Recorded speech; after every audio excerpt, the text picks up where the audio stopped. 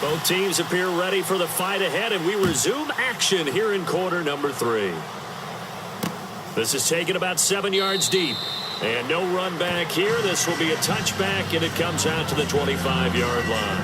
Atlanta now coming out on the field. They have the lead. Now they'll be looking to extend that lead. And this is where I enjoy talking about one of my favorite subjects, tendency breakers, or counters as I also like to call them. You've done things in a certain way in the first half, and they've had the ability to see what you've done. They're going to make their adjustments. So guess what? You adjust yourself and try and stay ahead of the pace because you are looking for some separation in this ball game. The adjustment to the adjustment. Without a doubt. Show them one thing, hit them with something else. Now Ryan on second down. And his throw here is incomplete. He was trying to hit Taylor Gabriel that time. And that takes us from second to third down. Well, to say that this has not been his game is probably a big understatement. I mean, he is all over the place. Mechanics are off, not accurate, except if you're playing on defense because they picked up a good number of passes. Yeah, all the INTs, but they're throwing it off his back foot. Pressure coming, just chuck. And my goodness, another interception. And it's the linebacker, Shea McClellan, with a pick. And his guys are going to take over at the 39-yard line. So here are the Patriots now. They get ready for their first possession of half number 2. And last time, decent field position through the pick 6. Obviously costly. But they can't afford to just bunker in now. All right? Good field position means go ahead and attack on offense. Try and press the advantage a little bit. They just have to be better with the football on this possession. So the last one didn't bother you too much last time? No, because it's exactly what you're supposed to do. You can't have good field position, not try to take advantage of it. Sometimes the defense makes a good play, too. Brady will try again on second down. He's going to leave this for his running back. It's complete. And they'll be inside the 35 now at the 34-yard line. It's a gain of 5 on the play, and that'll make it third down. And at his size, he's a smaller back. You can get him to football. He can kind of get lost, make someone miss. It's good for him. Yeah, it's great for him. I like what you said there. Sometimes he gets lost in the traffic a little bit, but get him out in the open field into some space. That plays to his strengths the best and keeps him out of it where all the big boys are. You know, they can make someone miss in the open field. And he will have the first down across the 20 to the 19-yard line. Okay, when the big guy runs a corner route, you're asking a lot no matter who's covering him. Doesn't matter whether it's a linebacker or a defensive back. Yeah. He usually has the advantage because of his body type. Now a carry for Blunt. And there just continues to be nowhere to run. He's bottled up again at the line of scrimmage. Well, a well-executed blitz, no doubt. Great job by the linebacker. Maybe the quarterback, if he could have seen that, could have audibled there. Yeah, he needed to be in a different play because that one just meshed perfectly for the defense. All the gaps were filled except for the one the offense really wanted to run through, and that was filled by a big man wanting to make a tackle. And he made a great tackle. They slot Gronkowski outright. Wait 20! Wait 20!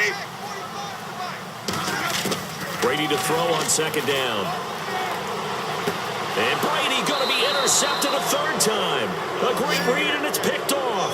Here comes the Atlanta offense now ready to take over here. And following the interception, we'll see what they can put together on this drive.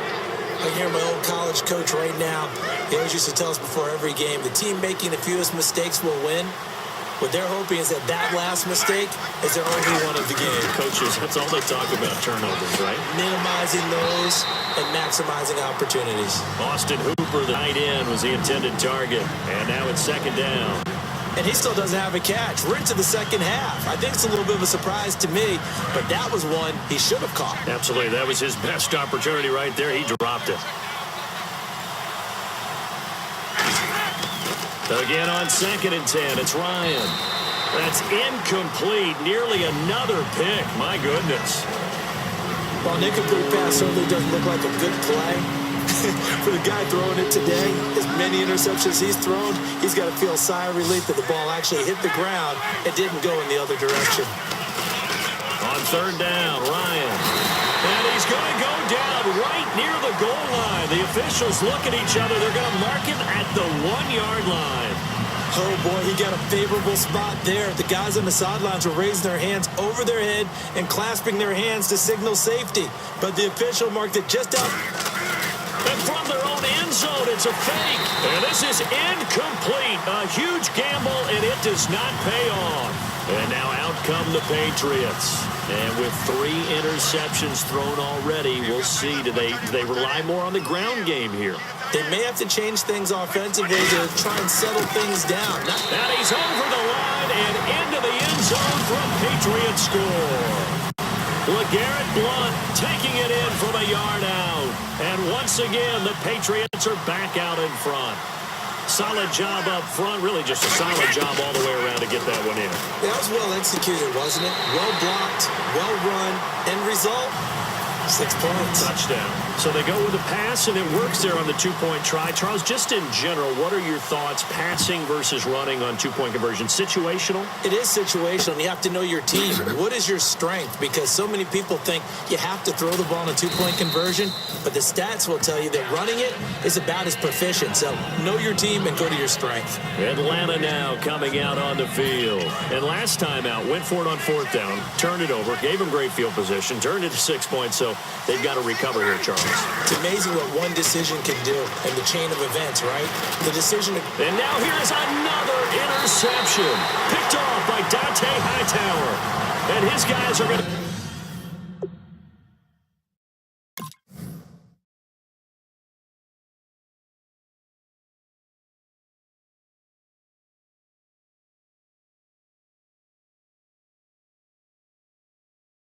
get the football at the 28-yard line.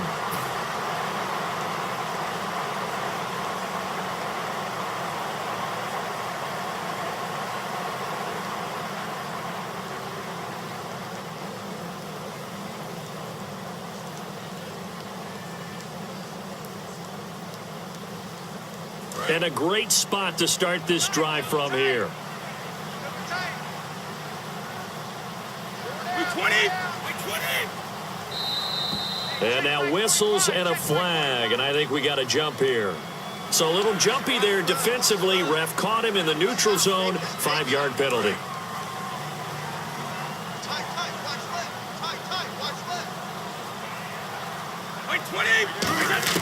From the gun, it's Brady. Over the middle, Julian Edelman. It's complete. And he'll take it into the end zone for a Patriot touchdown. Julian Edelman, 23 yards for the touchdown. And the Pats take advantage of field position on the turnover to cash this one in. And it's no good. It has not been his day. That's the second extra point he's missed so far. Gostkowski now, after the touchdown, he'll send this one away. And, Charles, this is one of those inexcusable special teams penalties, an out-of-bounds kickoff. Pressure, pressure, pressure. Sometimes errors occur because of situations. Here we go now. And now a first chance for the backup here to throw. The left side completion to Jones. 4 yards on the pickup, and that'll make it 2nd down.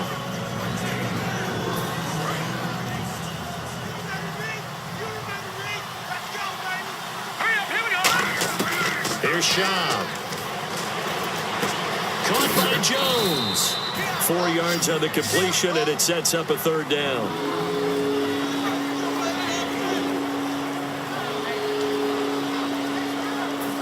So here we go, a 3rd down after the 2nd down pass completion. Now let's go.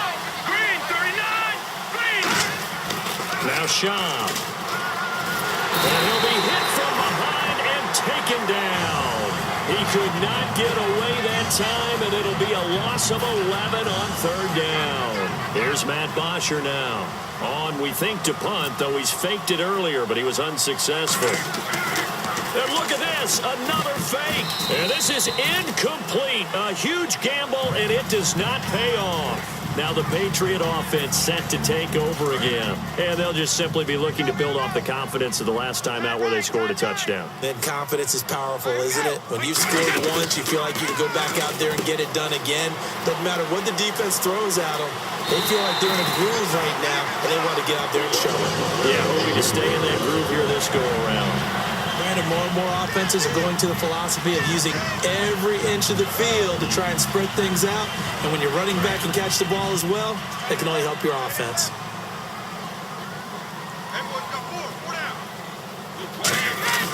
Now a play fake here on first down. And he takes a shot on the release as this will be incomplete. Unable to get it to Gronkowski that time. And that'll bring up second down. Well, the numbers have been good in the passing game and certainly a big reason why they have the lead. But now here, third quarter, maybe go to the run game a little more? Yeah, perhaps. I mean, after that incompletion, a little credit to the defense for shutting them down on that play. Maybe you try and run the football a little bit more in this spot. But they have to feel good about how they've been throwing it overall. Trying to get one more in here before the quarter breaks. Back now in Foxborough. We get set for the fourth quarter. Patriots have the lead. They also have the football.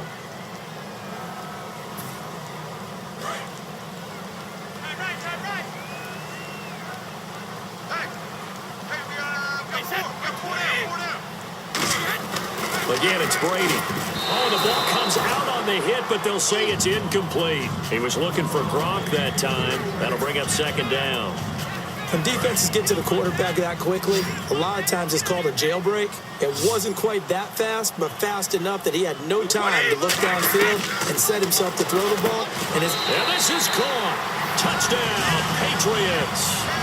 Rob Gronkowski from a yard out. And the Patriots add 6 to their lead. They had the lead in the fourth, but still passing. Finding the big target for the touchdown. Now that lead grows even more. Everybody gets to try. And he's going to go down. Can't get rid of it. So a sack on the two-point try. Gostkowski now, after the touchdown, he'll send this one away. This is fielded a couple yards deep. And he's able to get it across the 20, but not by much, as he's marked down at the 21-yard line. And the Falcons now making their way back out onto the field. And last time they were very fortunate, this offense. They went for it on fourth, turned it over in their own territory, but the other guys held up. They didn't give up any points. So how about the guy with the #1 headset on the sidelines, the head coach? That was planned going into it, not necessarily to not get the first down or to have the defense have to hold up. But he trusted his defense. Trusted his defense very much, and I think that that's how he's going to play this game. Go for it, be aggressive, because I've got the wild bunch backing me up over here on my own side. We'll see what his offense can do. A hit as he throws there, incomplete. The Pro Bowl wideout Julio Jones, his intended receiver, and it's third down. The good signal callers will never go back in the huddle and play the blame game because they need those guys to protect him. But on that last one, his offensive line, they lost their leverage very quickly, and that's why they were able to get to him and hit him. And now a whistle and a timeout called by the kicking team. That's going to leave them with just one remaining here in this fourth quarter.